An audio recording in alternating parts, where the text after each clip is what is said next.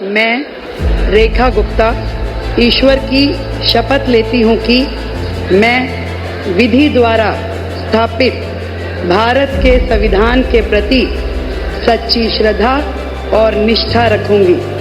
मैं भारत की प्रभुता और अखंडता अक्षुण्ण रखूंगी।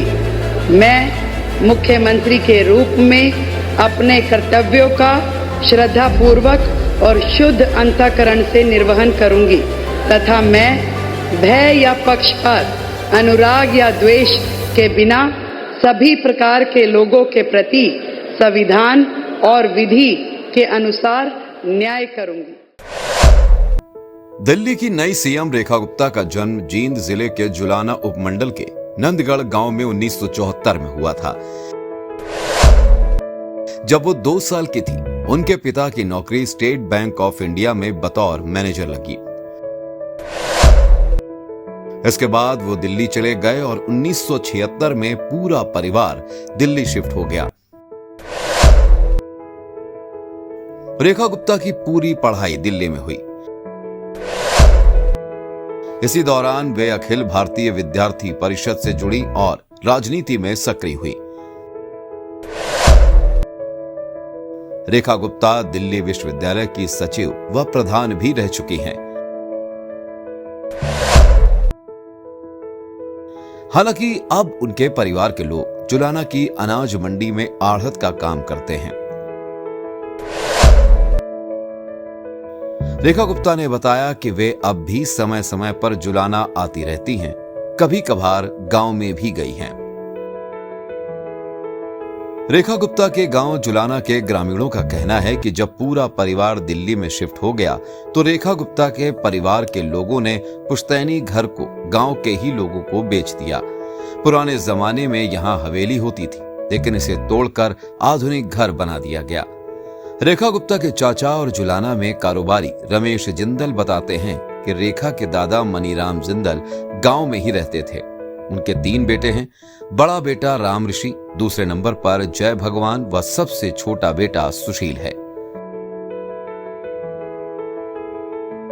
रेखा गुप्ता जय भगवान की बेटी हैं। रमेश जिंदल के अनुसार जय भगवान के पिता मनीराम की गांव में दुकान थी। इसके बाद उन्होंने जुलाना में आढ़त की दुकान की और बाद में दिल्ली में बस गए। रेखा गुप्ता के पुश्तैनी मकान को गांव के ही चांदराम ने खरीद लिया और यहां पर नया मकान बना लिया। यह मकान पहले छोटी ईंटों से बनी भव्य हवेली था। अब इनके परिवार के कुछ लोग जुलाना में भी रहते हैं। रेखा गुप्ता ने बताया कि उनके पिता जय भगवान जिंदल 1972 में भारतीय स्टेट बैंक में मैनेजर बने तो उनकी ड्यूटी दिल्ली में आ गई। तभी वे दिल्ली चले गए और 1976 में पूरा परिवार दिल्ली में शिफ्ट हो गया। रेखा गुप्ता ने बताया कि वे भाजपा की सिपाही हैं। मुख्यमंत्री बनाने का फैसला पार्टी का है। उनका आज भी अपने गांव क्षेत्र से बहुत लगाव है। दिल्ली के शालीमार बाग से विधायक चुनी गई रेखा गुप्ता का राजनीतिक करियर छात्र राजनीति से शुरू होकर भाजपा के राष्ट्रीय महिला मोर्चा तक पहुंचा। MBA पास रेखा गुप्ता राजनीति की गहरी समझ रखती हैं। खास बात यह है कि उनके पति का राजनीति से कोई नाता नहीं है। लेकिन क्या आप जानते हैं कि रेखा गुप्ता कितनी अमीर है? उनकी कुल संपत्ति कितनी है? आपको बताते हैं उनकी नेटवर्थ। रेखा गुप्ता की कुल संपत्ति है 5.31 करोड़ रुपए। इनकी वार्षिक आय 2023-24 में 6.92 लाख रही। पति मनीष गुप्ता की आय की बात करें तो उनकी वार्षिक आय 2023-24 में 97,33,000 है। रेखा गुप्ता के राजनीतिक सफर पर अगर नजर डाली जाए तो 1992 में अखिल भारतीय विद्यार्थी परिषद यानी ABVP से जुड़ी। 1995-96 में दिल्ली विश्वविद्यालय छात्र संघ यानी DUSU की सचिव बनी। 1996-97 में DUSU अध्यक्ष बनी। 2007 में उत्तरी पीतमपुरा से पार्षद चुनी गई। इसके अलावा 2010 में भाजपा की राष्ट्रीय कार्यकारिणी सदस्य बनी। 2022 में दिल्ली नगर निगम यानी एमसीडी के मेयर पद के लिए भाजपा उम्मीदवार बनी। 2023 में दिल्ली विधानसभा चुनाव में शालीमार बाग से विधायक चुनी गई।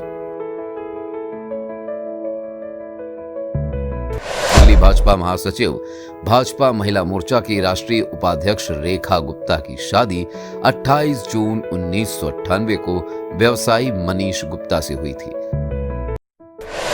उनके 2 बच्चे हैं, जिनमें से बेटा निकुंज गुप्ता और बड़ी बेटी हर्षिता गुप्ता व्यवसाय से जुड़े हैं। रेखा गुप्ता ने BCom LLB Daulat Ram college Delhi से किया। दिल्ली विश्वविद्यालय से एमए और एमबीए किया। कुल मिलाकर रेखा गुप्ता पर आरएसएस की मेहरबानी की चर्चाएं खुलकर सामने आ रही हैं। सूत्रों के मुताबिक रेखा गुप्ता के नाम को लेकर आरएसएस की ओर से ही प्रस्ताव दिया गया, जिसे बीजेपी आला कमान ने स्वीकार कर लिया। अब देखना यह है कि चुनौतियों के बीच रेखा गुप्ता दिल्ली वासियों के लिए सीएम के तौर पर क्या क्या काम करेंगी और विपक्ष का कैसे डटकर सामना करेंगी। Prabuddh Chauhan, special desk, news plus 24/7।